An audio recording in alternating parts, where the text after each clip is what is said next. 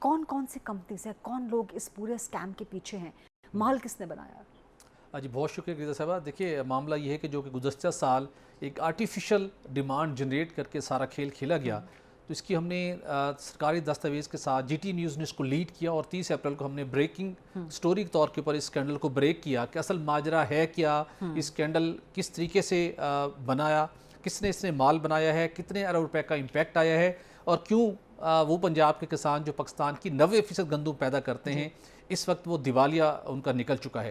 تو ماجرا یہ ہے کوئی مجموعی طور کے اوپر یہ 65 کمپنی ہے جس کے اندر تقریباً زیادہ تر فلور ملز ہیں جنہوں نے ویٹ امپورٹ کی ہے, اور 10 سے 15 ٹریڈرز ہیں.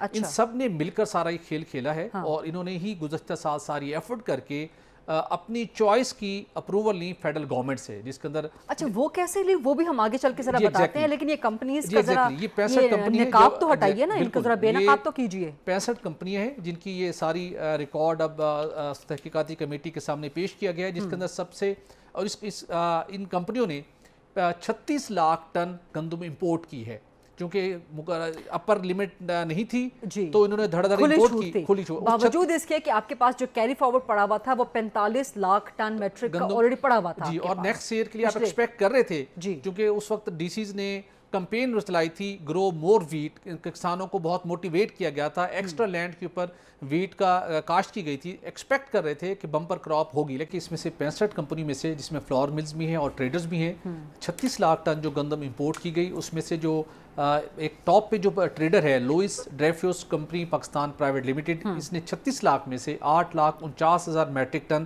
صرف اس ایک 8.5 لاکھ صرف اس ایک کمپنی نے امپورٹ کی. Exactly Louis Dreyfus. ایگزیکٹلی. اس کے بعد یونائٹڈ ریسورسز کارپوریشن ہے, اس نے 5,20,000 ٹن گندم امپورٹ کی. اس کے بعد Sindh feed allied chemicals, Sindh feed products ہیں 1,34,000. اس کے ساتھ یونائٹڈ ایگرو کیمیکلز 1,91,000 ٹن تقریباً 2 لاکھ کی. ایگزیکٹلی. اس کے ساتھ پھر ہم بات کر لیتے تو یونائٹڈ ایگرو فوڈ کمپنی ہے 1,34,000. اس کے ساتھ وولکا فوڈز انٹرنیشنل ہے 1,14,000. اسی طرح اس کے ساتھ ایک کمپنی ہے طاہرہ انٹرنیشنل, انہوں نے 97,000 میٹرک ٹن امپورٹ کی. اسی طرح پھر نیچے ہم شوگر ملز کی ڈیٹیل میں آ جائیں تو اس کے اندر اسماعیل انڈسٹریز ہے 61,825 metric ton flour mills. Exactly.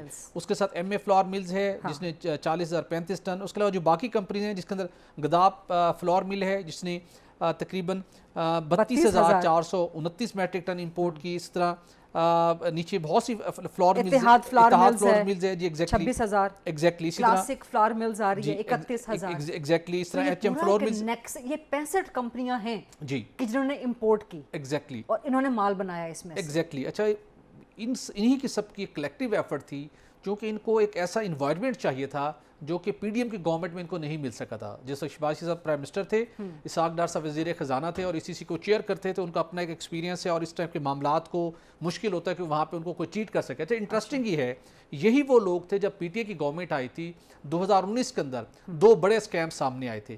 Wait کا اسکیم اس وقت بھی سامنے آیا تھا اور شوگر کا بھی. دونوں معاملات کی ان ڈیپتھ انکوائری کی گئی تھی. وہ FI کی رپورٹس آج بھی پینڈنگ ہے, اس کے اوپر امپلیمنٹیشن نہیں ہو سکی انفارچونیٹلی. یہ وہی لوگ تھے جو اس گیم کا حصہ تھے. یہ وہی اس وقت بھی انہی فلار ملز کے پورے سیکٹر کو انویسٹیگیٹ کر کے رسپانسبلٹی فکس کی گئی تھی اور کچھ کریکٹیو میئرز لینے کی بات کی گئی تھی. نہیں ہوئے.